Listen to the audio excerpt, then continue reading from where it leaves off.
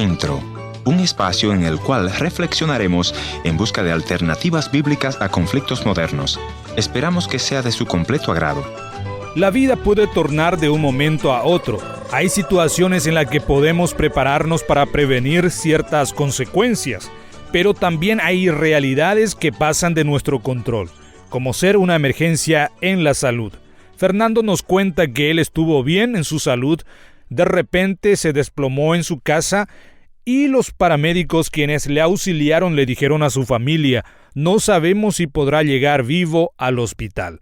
Desesperante noticia, diagnóstico complicado, la confianza en Dios y el fin de la historia escucharemos en esta audición.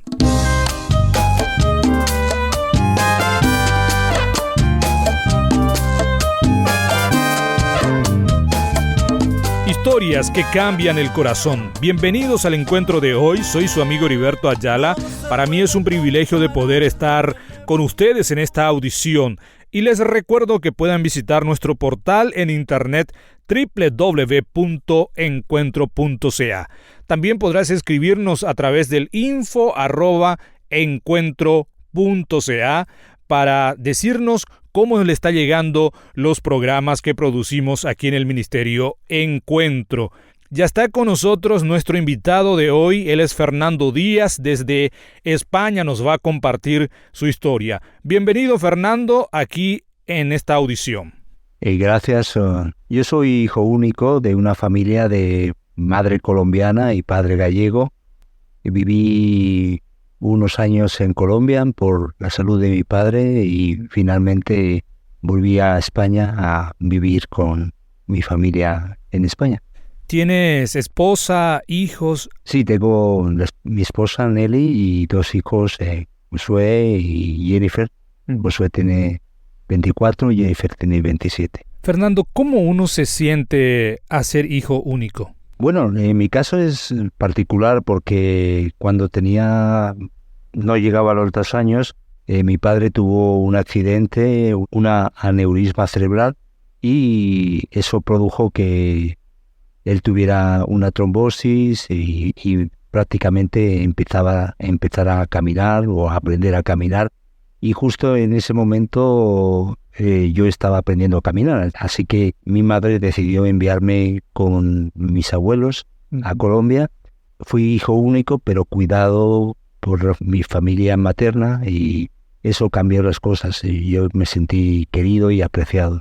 Entonces, ¿el amor de familia nunca te faltó en ese ambiente? Sí, aunque fue después cuando volví a España, cuando era niño, todavía entendí el mensaje de Jesús y decidí confiar en Jesús como mi Salvador.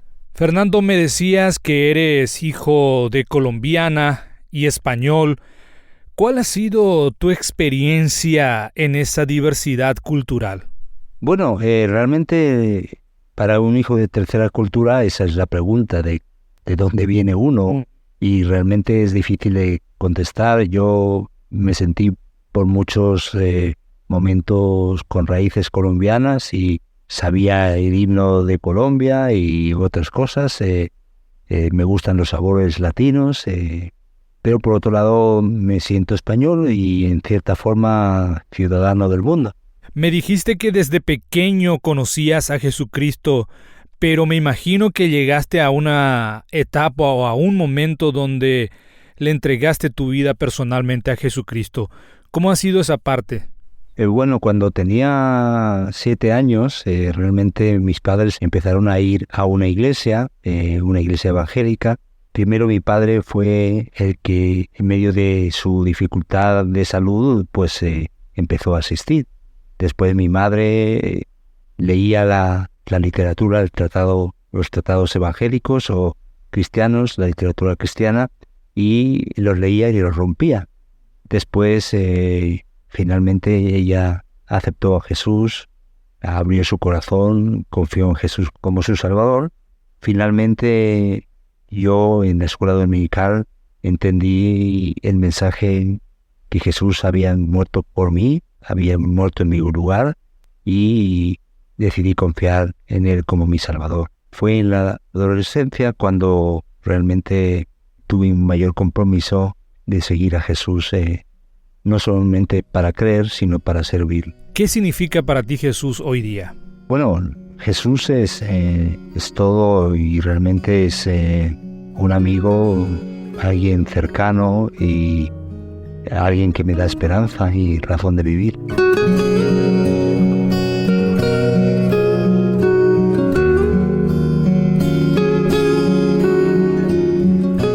Continuamos compartiendo con ustedes esta audición del programa Encuentro. Gracias por estar allí en sintonía.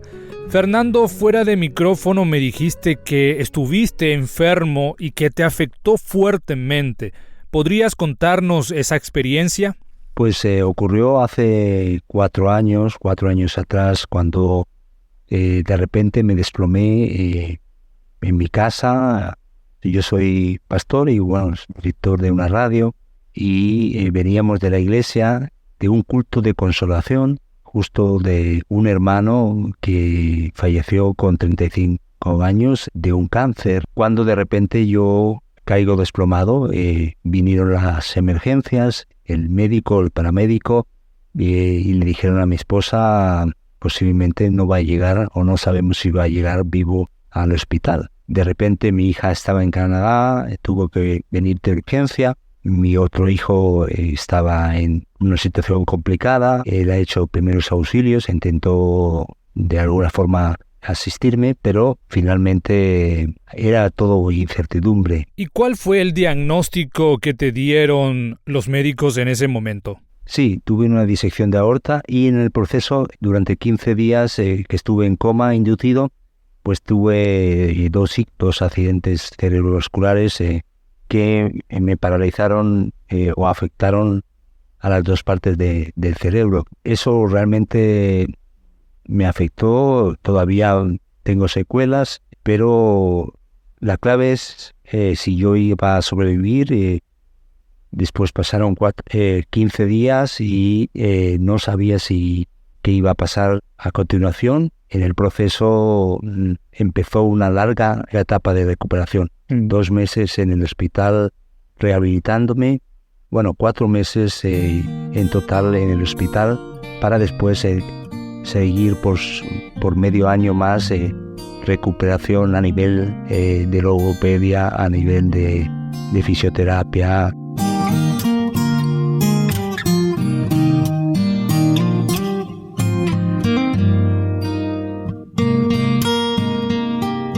Fernando, venir al encuentro de hoy y conversar con nosotros, diríamos, es un milagro de Dios. Sí, y además lo recuerdo bien, justo uno de los médicos, en esas primeras veces que estuve ya en planta, en el hospital, uno de los médicos me dijo, así que usted es el milagro.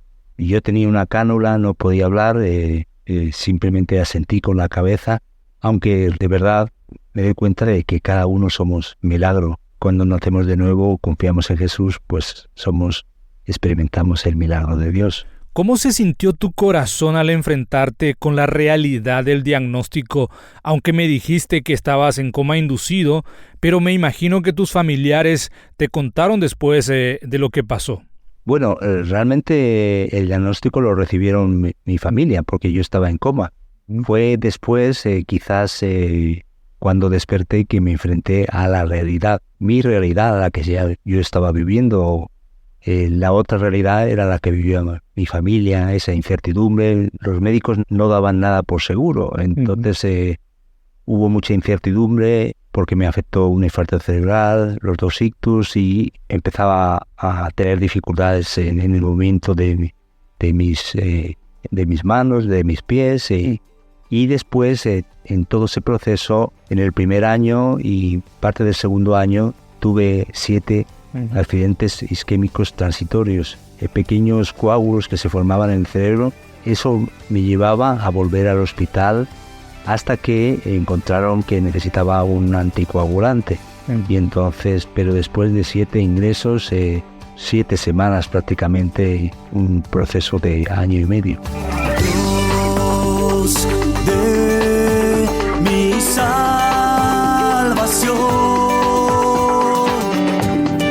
toda la gloria es para ti.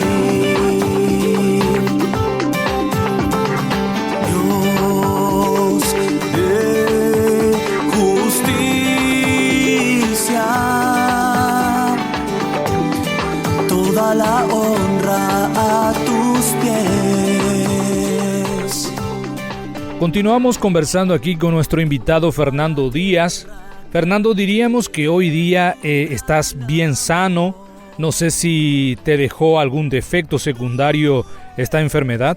Bueno, gracias a Dios he podido recuperar gran parte de lo que hacía, aunque deja una huella. Yo hablo más despacio, pienso más despacio, camino más despacio, todo lo hago más lento. A veces de alguna forma me siento vulnerable. Lo que he aprendido es a vivir un día a la vez. Realmente nos toca vivir el aquí y el ahora, confiando en Dios sobre todo, pero es un proceso de vida en el cual nos damos cuenta de la realidad que vivimos. Fernando, en ese proceso de recuperación, me imagino que el recurso espiritual ha sido fundamental para ti en ese momento. Definitivamente, cuando pasó aquella noche toda la disección de aorta, esa operación que se prolongó por más de 8 horas, realmente mi esposa empezó a llamar a hermanos básicamente de los 5 continentes, porque unos llamaban a otros y empezaron a orar, y yo me di cuenta nuevamente que el poder de la oración estaba ahí, hermanos de diferentes países que estaban orando por mí, y obviamente también vimos el trato cercano de los hermanos de la familia de la fe, porque más de mes y medio mi esposa no tuvo que cocinar porque venían unos y otros hermanos a ofrecer comida para nuestra familia. De una manera especial pudimos sentir el apoyo espiritual de una forma práctica, no solo de Dios directamente y fuerza sobrenatural para encarar el problema, sino también de los hermanos. Fernando, para terminar este programa me gustaría preguntarte, ¿qué mensaje de esperanza dejarías a aquellas personas quienes no ven ninguna salida o ningún milagro en su vida? Realmente que Dios está ahí, que Dios está a la distancia de una oración, que pueden depositar su confianza en Él, que a veces las matemáticas nuestras no son exactas. No conté que en ese mismo proceso, unas 2 semanas después, todavía yo en el hospital, mi madre falleció. Yo no me pude despedir de mi madre, pero ella había confiado en el Señor Jesús y tengo la esperanza de verla de nuevo cuando nos encontremos en el más allá. Pero ciertamente hay una esperanza, podemos confiar que Dios abre puertas y Dios se muestra en medio de cada circunstancia. Fernando, muchas gracias por tu tiempo y por venir al encuentro de hoy. Muchas gracias y un saludo para todos. Con tu sangre y todas mis heridas sanadas serán. Hay poder. Gracias por haber estado en la sintonía de tu programa Encuentro, y te voy a agradecer que me visites en el www.encuentro.ca, o también puedes dejarme una nota de voz en el WhatsApp 1-204-202-1525, 1-204-202-1525, una nota de voz o tal vez una nota escrita. La otra opción es info@encuentro.ca. Gracias por sintonizarnos a través de esta radioemisora. Yo soy tu amigo Ernesto Pinto, y al despedirme quiero recordarte que Dios te ama y yo también.